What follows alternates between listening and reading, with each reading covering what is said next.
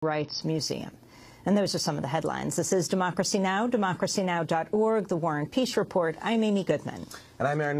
Welcome to our listeners and viewers around the country and around the world. Well, West Virginia has begun partially lifting its ban on tap water 5 days after a chemical spill in the Elk River. More than 300,000 residents have been unable to use their water for drinking, cooking, or bathing since Thursday, when the company Freedom Industries leaked up to 7,500 gallons of MCHM, an agent used in coal extraction. Scores of schools and businesses have been closed, including in the state capital, Charleston. On Monday, West Virginia Governor Earl Ray Tomblin announced chemical levels in the water supply are approaching safe levels, but said some residents will be without water for several more days.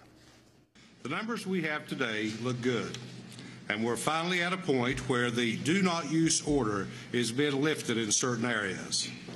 In these specific areas, flushing can begin. We've made a lot of progress, but I ask all West Virginians to continue to be patient as we work to safely restore service to the affected areas. The ban has now been lifted in 4 zones, but is still in effect for a vast majority of residents. Dozens of people have been hospitalized since the spill. As of Monday, at least 18 lawsuits have been filed against Freedom Industries and the water treatment company, American Water. The spill is also having repercussions beyond West Virginia. The Elk River feeds into the Ohio River, prompting areas of Kentucky and Ohio to shut down their water valves to avoid contamination. The Freedom Industries site behind the spill is just a mile upriver from the state's largest water treatment plant, owned by American Water.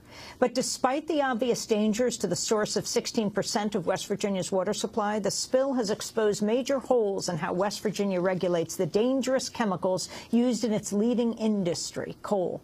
The chemical, MCHM, does not receive close federal or state oversight. Environmental inspectors have not visited the Freedom Industries facility since 1991. Under West Virginia law, chemical storage facilities are not even subject to inspections. The plant also had no groundwater protection plan in place. In a minute, we'll go to Charleston, West Virginia, to speak with Erin Brockovich, the renowned environmentalist, consumer advocate, and legal researcher. While a single mother of 3 working as a legal assistant, she helped win the biggest class-action lawsuit in American history. The suit was against a multi-billion-dollar corporation, the California power company Pacific Gas and Electric, for polluting a city's water supply. Her story was told in the Oscar-winning film starring Julia Roberts in 2000, called Erin Brockovich. Today, Brockovich and her team are investigating the major chemical spill in the Elk River in West Virginia. On Monday evening, she held a town hall meeting in Charleston to discuss the spill with local residents. We have found out that the last inspection that was done on this company and that tank farm was in 1991. That was Erin Brockovich speaking to West Virginia residents in a town hall meeting Monday night. Joining us now from Charleston, West Virginia. We're also joined in Washington by Mike Elk, labor reporter for In These Times. He's extensively covered chemical regulation in the United States, including at the West Texas fertilizer plant, where 15 people died in an explosion last year. We welcome you both to Democracy Now! Let's start with Erin Brockovich. You held this town hall meeting last night. What did you find? Hi, good morning. How are you? It's great to have you with us. You know what? We were glad we got the town hall together on extremely short notice because we weren't even sure if we'd have a facility here. And for the folks that came out, you know, I actually heard numerous stories that were disturbing at many levels, but they were mostly very calm. They were frustrated. They really felt a sense that they couldn't get through to anybody to give them further explanations, and they had many, many questions that were excellent that needed answering. I think a couple of things that really startled me were the photos that people had taken as the water had come on, the color. There was great concern from people who the water had already come on, the smell. They said that it was pretty overpowering. Nobody told them about that. They were having to open windows, put up fans just to get the odor out. There was concerns of people who work with homeless groups that had not been getting bottled water, and they were asking questions about they had been bathing in it because no one sent them bottled water. They had burns on their face. There were people who were showering at the time that still have like some open sores on their heads, who did drink the water before the shutdown that still have some open wounds in their throat.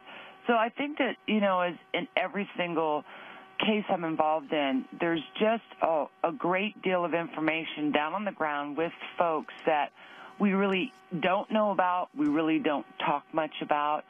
And after, everything's said and done and everyone goes home, they're still left with a whole host of problems that they find it difficult to get help with.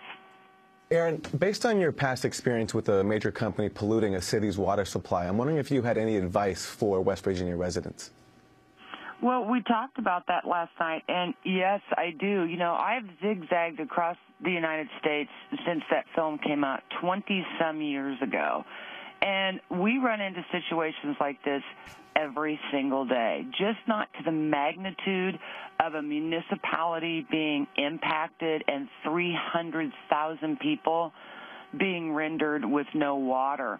And one thing is organization. I see communities just feel helpless. They don't know how to get through to their local legislators. If they do, they get passed from one person to another. They can't get through. When there's a crisis, we all know it's very difficult to get through. You can wait and wait and wait, and they just feel like there's nothing they can do.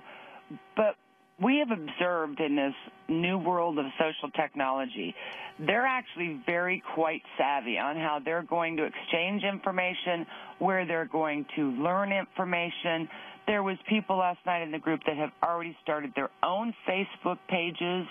They're connecting with other Facebook people now. They're able to see what's going on. They can reach out more to their community, even if they're not in the community right at the moment.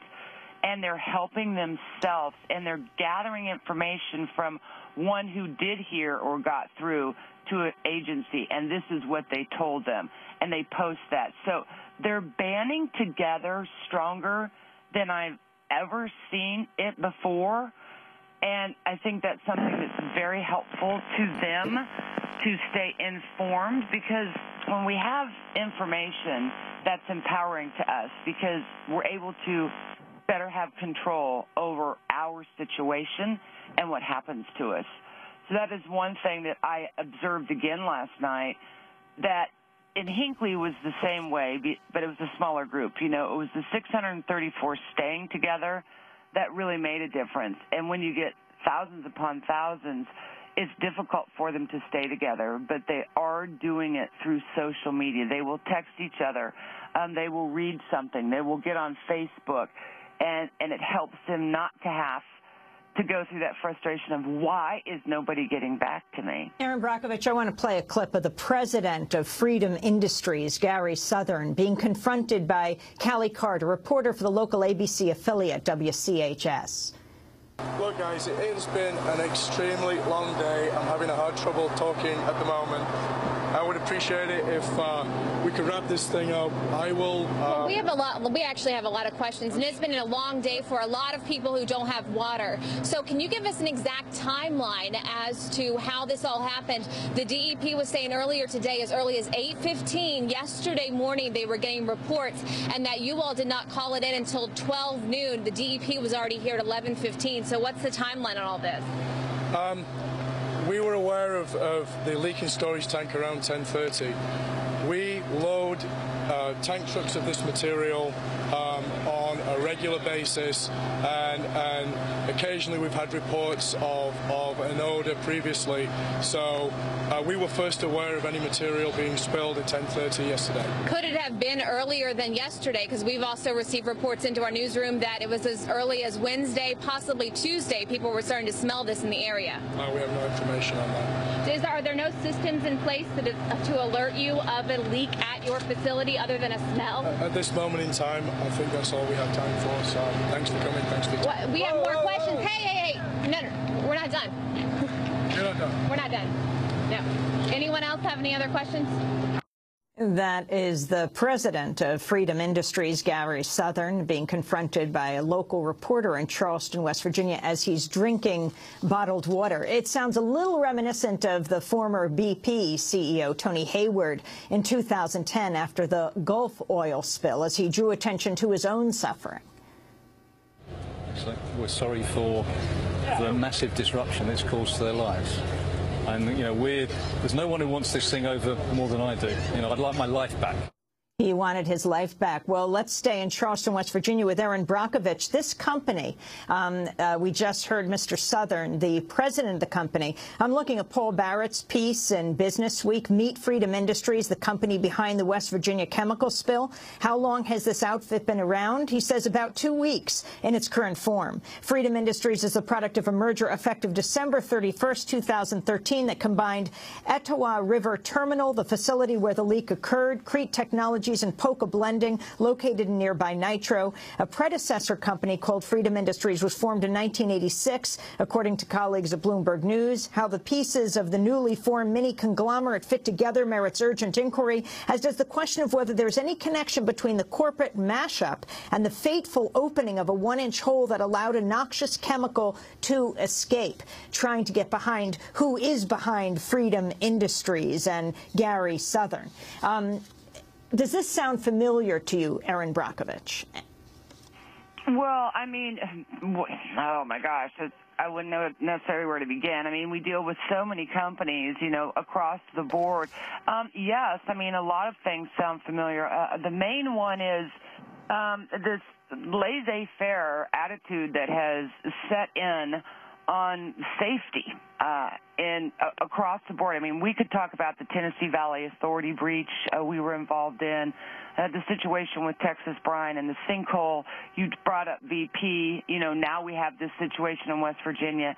And these are ones of large magnitude that we really get to take a scope and look at. And sometimes it's frustrating because I'm not sure we learn anything. And I think we're at a real critical point where we're going to have to begin to change how we do business and how we operate these facilities, because they're everywhere.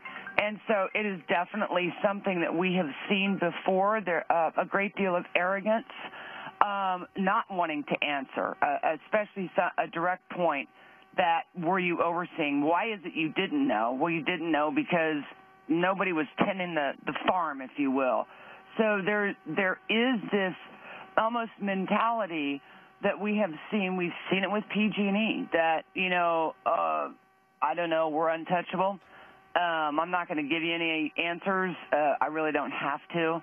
So we have seen this type of mentality consistently in most of the work that we've done. We have to break, but we're going to come back to this discussion with Erin Brockovich, who's talking to us from West Virginia's capital. Yes, she is the renowned environmentalist, consumer advocate, well known because of the film by the same name, Erin Brockovich, played by Julia Roberts, and for her remarkable work taking on Pacific Electric, gas and electric, winning an unprecedented settlement of $333 million for the people of a town that had a similar situation, well, talking about contaminated water. And we'll be joined by Mike Elkov in these times. Stay with us.